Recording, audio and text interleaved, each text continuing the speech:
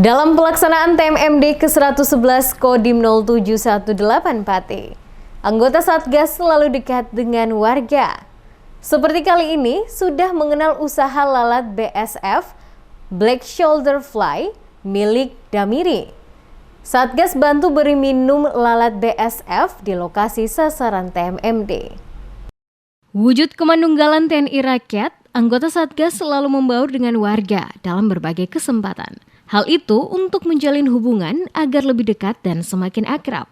Memiliki waktu luang, anggota Satgas memanfaatkan waktunya untuk memberi minum lalat Black Shoulder Fly milik Damiri, warga setempat.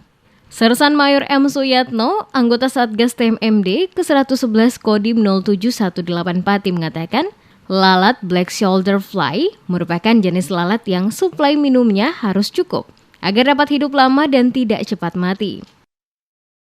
Kegiatan untuk pagi ini tadi membantu untuk Mas Damiri untuk menyemproti atau mengasih minum lalat BSF. Ya, lalat BSF ini kan suplai minumnya harus cukup, karena kalau kena sinar matahari nanti terlalu haus nanti dia akan mati.